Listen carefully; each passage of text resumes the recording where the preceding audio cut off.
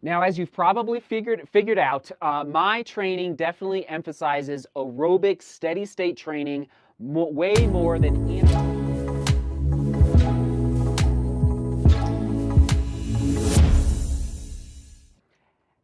And away we go, everyone. How's everyone doing this evening? I'm jumping right into the studio, okay? Didn't do any outside filming. All the B-roll you're about to watch, yes, are clips from many, not all, but many of my 2-hour plus marathon training sessions in this training block leading into the Amsterdam Marathon. And yes, today's run was in the Hoka Carbon X's. I will talk about those here in a minute, or today's run here in a minute. And throughout my training block, I do take maybe like 2 or 3 times. I take a step back and I reflect and think about why I am doing what I'm doing, why I am putting my body through these 2-hour plus training sessions. And there's different ways I go about it, but tonight's vlog is a reflection on why even today I hit 2 hours again in another training run leading into Amsterdam. Now, because why? It's hard out there, right? Sometimes it's mentally hard. Today was much, I was honestly very worried about yesterday's 22-mile run because I was so sore. I just wasn't sure if I'd be able to get it done. I got it done. Today I'm feeling much better. My legs are coming around. They're not nearly as sore, but I get it. And listen, it's starting to get a little chillier out. Eventually it's going to be really cold here in the United States. And so I use these reminders 2 or 3 times throughout the training block, going back to, yes, the science behind the training, these 2-hour plus runs, to just remind myself, like, okay, if I do this run, and this run, and this run, I'm going to be that much better prepared for race day, specifically in Amsterdam for me.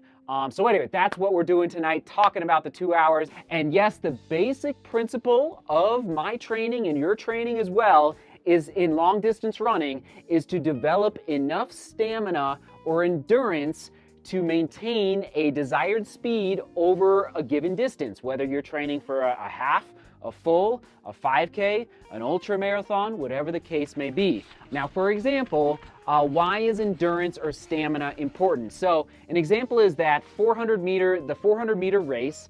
There's many runners around the world that can run 46 seconds for a 400 meter race. I cannot. I don't think I'll ever be able to run 46 seconds. I just don't have that leg turnover or those fast twitch muscle fibers. But there's many runners that cannot run 1:44 or 52 seconds per lap in an 800 meter race, 1:44 for 800 meters, because they have not developed their endurance or their stamina to maintain that speed over the given distance. Now, in my training, why I strive for that 2-hour plus training session often, not just once a week, but throughout the week, is because I am striving to increase what is called your cardiac efficiency. You're going to hear me talk a lot about that tonight.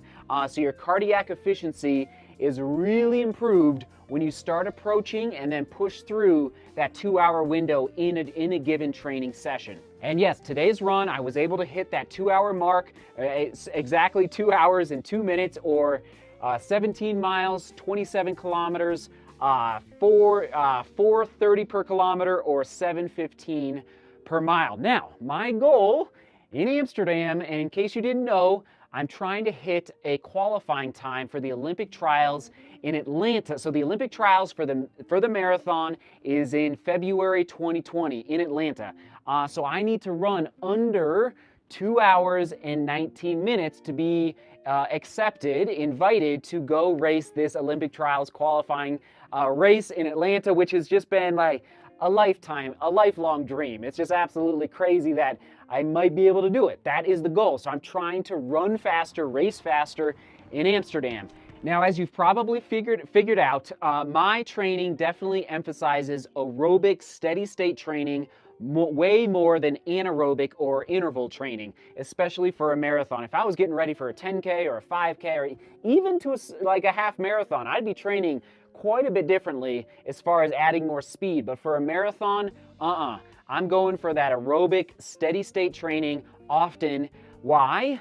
because I am trying to increase the volume of blood that my heart can pump and the speed at which that blood can be pumped and delivered throughout my body. And one more point on the anaerobic side, like I think anaerobic training is important, developing or going into oxygen debt and creating lactic acid through our training to get used to that. But frankly, our body's ability to recover, if you only have a given amount of days to train for a marathon, you know, whether you're in a 12-week training plan, a 10-week, sometimes people only do an 8-week training plan. There's only so many days when you're talking about the need for long runs, the need for recovery days, the need for a tempo or threshold day. So I do not emphasize anaerobic training as much because my body's ability to recover from that type of training to get ready for what I consider to be more important, aka the 2 hour plus training sessions. That is why I don't emphasize it in my personal training. Now, if we train for longer periods, what happens is that our blood pressure is higher throughout the day. So as soon as you stop running, your blood pressure in your circulatory system, okay, it's higher. And so even though you're done running, let's say you run for 2 hours, 15 minutes, you start putting back your recovery mix, recovering so you can get ready for the next day. Throughout that rest period, your blood pressure is actually higher, and that is increasing your body's ability, once again, to deliver more blood to your muscles.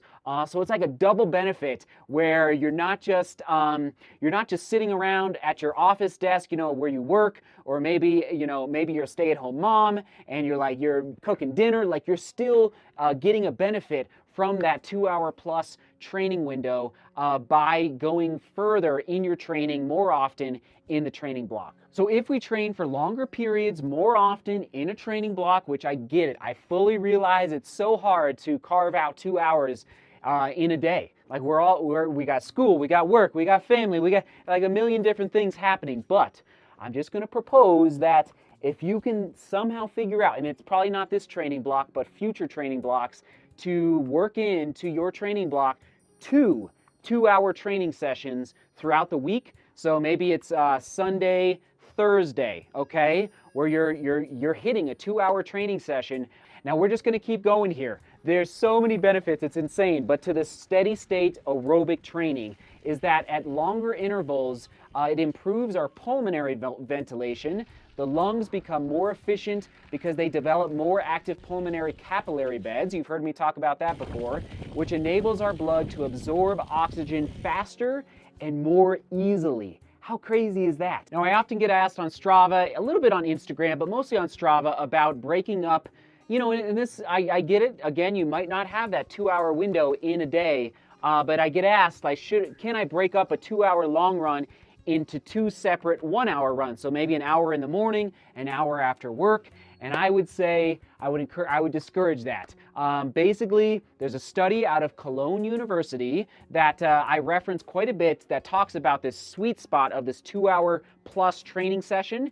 And again, it gets back to those capillary beds that are in our lungs especially, and what is a capillary bed? Let's just define that real quick. Capillary beds are part of this intricate network of blood vessels that facilitate the exchange of nutrients, gases, waste, and hormones between the blood and tissue cells, okay? That's as far as I'm gonna go with capillary beds. So the more we run at this steady state aerobic running, and I'm not talking about slow running, not like a recovery day, but just steady state. When I put steady on Strava, that's what I'm talking about, this steady state running. For me, it's usually in that, it's really right around like that 6:30 range. Today was a little easier because I'm still recovering from the run, the race on Sunday. And so in conclusion, oh man, I know that was a lot that I just tossed at you. And listen, I didn't study exercise physiology or anatomy, so some of this goes over my head as well. But I do my best to educate myself on these topics around exercise physiology and around our own anatomy, because why? It gives me confidence and it gives me peace of mind when I arrive at the starting line in Amsterdam to know that I put in the work. There's nothing else I can do. if I put in the work, I trust the science, I trust the studies that I've read, that, okay, there's nothing else to do but to put the shoes on and let her rip, because I believe my blood is ready, my lungs are ready. Not quite yet. I got a little more work to do, but anyway, so I hope that helped at least paint a little bit of the picture behind why I train the way I train. That 2-hour plus window is just that sweet spot. And for me, now listen, again, it takes time, it takes years to develop the endurance and the stamina to feel confident enough to put in that type of training on a regular basis. So anyway, I will leave it at that. Question of the day: what are your resources for creating your own training plans? Where do you do your research? And I know, like, gosh, maybe it's here on YouTube, maybe it's Runner's World, maybe it's actual like peer review studies and case studies from exercise physiologists around the world. So, okay, that's the question of the day. What is your go-to? And maybe you don't have any. So therefore, I bet you'll find some good thoughts down in the comments below from a lot of the veteran runners out there who have done the research and looked for those good resources for this topic on training, exercise physiology, etc., etc. All right, I love you all. Thanks for being here. Thanks for watching. So I do have a playlist for you on the right-hand side right now, all about how to run faster. A lot of you have already watched these vlogs before, but if you haven't, it's about how to run faster. And then on the left, I'll toss it back to another long run type vlog that I have done in the not so distant past. All right, thanks for watching. Thanks for being here. Seek beauty, work hard, and love each other. See you tomorrow.